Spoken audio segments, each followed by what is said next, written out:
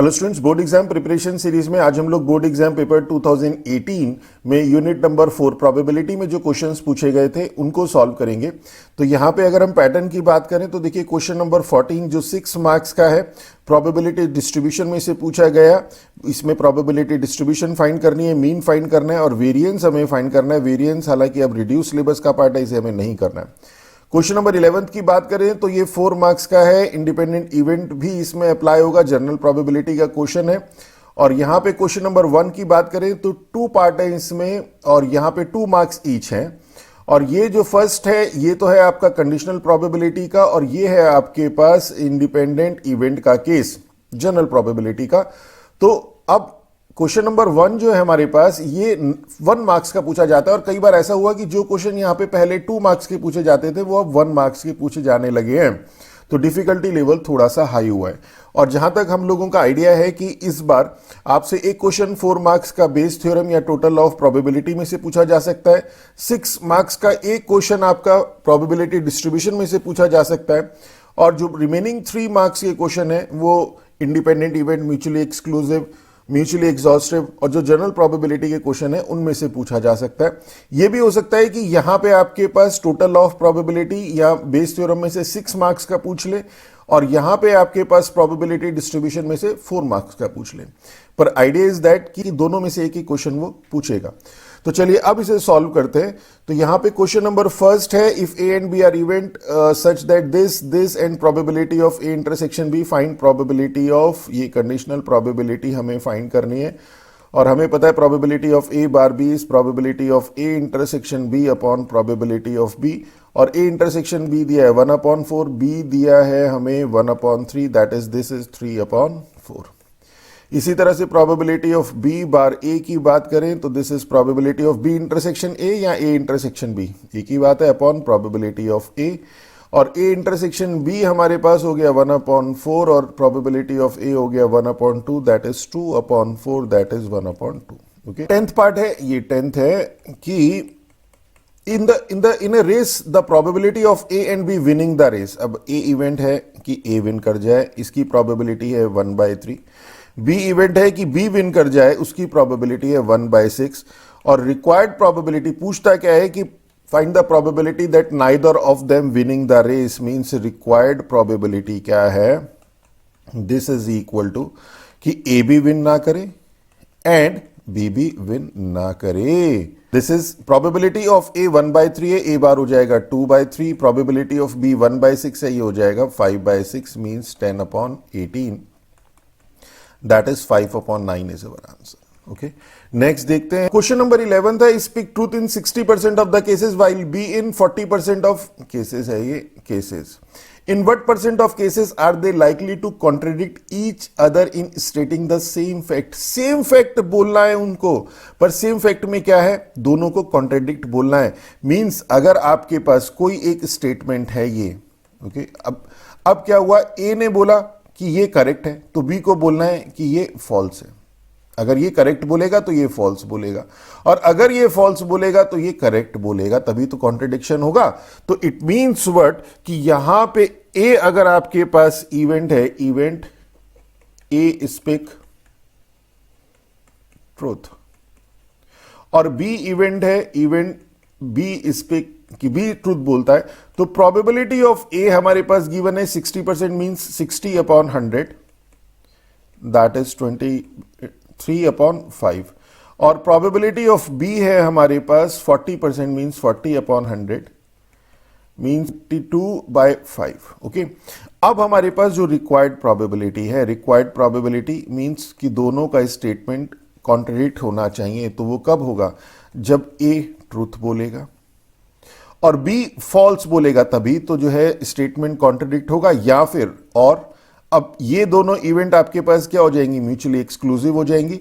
और ये ए और बी बार की अगर हम बात करें या ए और बी की बात ही कर लें, इन दोनों की बात कर लें, तो अगर ए ट्रूथ बोलता है या फॉल्स बोलता है, इससे बी को कोई फर्क नहीं पड़ रहा है, मींस दोनों आपके पास इंडिपेंडेंट इवेंट है। और अगर ए भी इंडिपेंडेंट है तो ए बार बी भी इंडिपेंडेंट होगी, ए बार बी बार भी इंडिपेंडेंट होगी, ए बी बार भी इंडिपेंडेंट होगी। और अगर इंडिपेंडेंट है तो इनका इंटरसेक्शन इनके मल्टीप्लीकेशन के इक्वल होगा।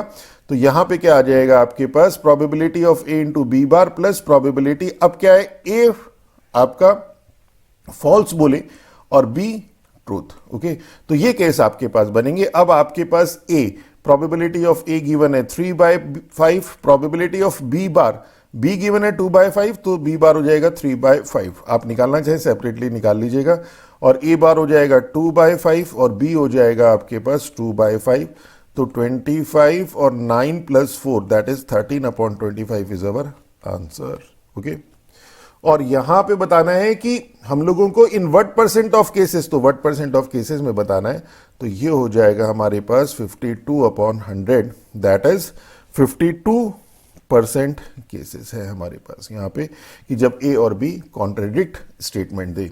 नेक्स्ट देखते हैं क्वेश्चन नंबर 14 थे, from a lot of 6 item 2 contain defective item. तो यहां पे नंबर ऑफ आइटम्स कितनी है, टोटल नंबर ऑफ आइटम्स हैं हमारे पास 6, 2 डिफेक्टिव और 4 नॉन डिफेक्टिव होंगी। ओके, पहले डेटा कलेक्ट कर लीजिए। A sample of 4 items are drawn at random. अब हमें क्या करना है, इन 6 में से 4 आइटम सेलेक्ट करने। लेट रैंडम वेरिएबल x, अब x आ गया, denote the number of defective item. तो हमारे पास डिफेक्टिव आइटम तो 2 हैं और यहां पे ये हमारे पास x है, और नंबर ऑफ डिफेक्टिव आइटम तो x कितना होगा, जब हम 4 सेलेक्ट करेंगे तो डिफेक्टिव तो मैक्सिमम 2 ही ले सकते हैं, और उस 2 में भी x क्या क्या होगा, x 0 हो सकता है, x 1 हो सकता है, x 2 हो सकता है, मींस 0 डिफेक्टिव हो सकते हैं। तो जब 0 डिफेक्टिव होंगे तो नॉन डिफेक्टिव कितने होंगे, 4। जब 1 डिफेक्टिव होंगे तो नॉन डिफेक्टिव कितने होंगे, 3। जब 2 डिफेक्टिव होंगे तो नॉन डिफेक्टिव कितने होंगे, 2। ओके, यही समझना है बस, तो थोड़ा रफ वर्क कर लीजिएगा। और if the sample is drawn without replacement, और विदाउट रिप्लेसमेंट है मींस एनसीआर का केस हम डायरेक्ट लगाएंगे। अगर 4 हमें सेलेक्ट करने आउट ऑफ 6 तो 6 ही 4 करेंगे। ओके, तो ये क्वेश्चन था, अब हम लोगों ने आपको पूरा समझा दिया। अब ये क्वेश्चन इजी है। तो क्या कहता है कि 4 items are drawn without replacement. Without replacement होते साथ ही जो ड्रॉ है वो 1 by 1 करें या साइमल्टेनियसली करें, एक ही बात हो जाती है। तो यहां पे x क्या है, x है नंबर ऑफ डिफेक्टिव आइटम। तो डिफेक्टिव कितना होगा, 4 लेना है, अभी बताया 4 लेना है। 2 डिफेक्टिव है तो x क्या होगा, तो x आपके पास 0 डिफेक्टिव, 1 डिफेक्टिव और 2 डिफेक्टिव। और इसी का में a है प्रोबेबिलिटी डिस्ट्रीब्यूशन निकालना है, तो probability of x is equal to 0 means probability of no defective. No defective का मतलब आपके पास जो 4 ये नॉन डिफेक्टिव है, इनमें से ही 4 लेने हैं। तो टोटल तो 6 है, 6 में से 4 लेने हैं, और 4 नॉन डिफेक्टिव लेने हैं, 4 में से ही 4 लेने हैं। तो 4c4 इज 1 और 6c4 कहें या 6c2 कहें, NCR is equal to NCN minus are.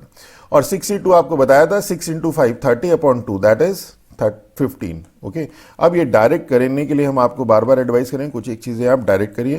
तो 1 के लिए क्या हो जाएगा, प्रोबेबिलिटी ऑफ 1 डिफेक्टिव। 1 डिफेक्टिव के केस में क्या होगा, आपके पास टोटल 6 है, 6 में से 4 लेना है, 1 डिफेक्टिव लेना है, और आपके पास 2 डिफेक्टिव है तो मींस 2 में से 1 लेना है, और बाकी जो 3 है वो आपको नॉन डिफेक्टिव में से लेना है, मींस 4c3। तो 2c1 is 2, 4c3 is 4c1।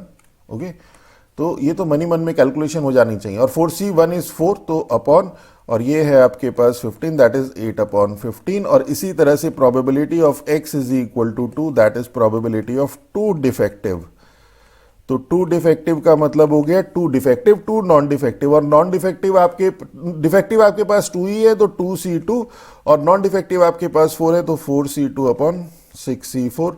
2c2 is 1, 4c2 is 4 × 3 12/2 that is 6/15 that is 6/15। और अगर आप इन तीनों को ऐड करें तो देखेंगे 8 और 6 14 और 1 15, 15/15 मीन्स प्रोबेबिलिटी डिस्ट्रीब्यूशन आपका सही हुआ है। वैसे हम इसे चेक भी कर सकते हैं। तो यहां पे आपके पास प्रोबेबिलिटी डिस्ट्रीब्यूशन हो चुका है। टेबुलर फॉर्म में अगर आप करना चाहें तो टेबुलर फॉर्म में कर लीजिए x px, तो ये हो जाएगा आपके पास 0 1 2 और ये हो गया आपके पास 1/15, 8/15 और 6/15। और अब हमें इसका मीन फाइंड करना है और वेरिएंस फाइंड करना है। हालांकि वेरिएंस आपके सिलेबस का पार्ट नहीं है, तो मीन क्या हो जाएगा, मीन हो जाएगा summation xi pxi, that is this into this plus this into this plus this into this, तो 0 plus 8/15 plus 6 into 2 12/15, that is 20/15, that is 4/3। Okay, और अगर हम वेरिएंस की भी बात कर लें, हालांकि मैंने बताया आपको सिलेबस का पार्ट नहीं है, तो this is summation xi square pxi minus summation xi pxi का होल स्क्वायर, मीन्स जो मीन है उसका स्क्वायर।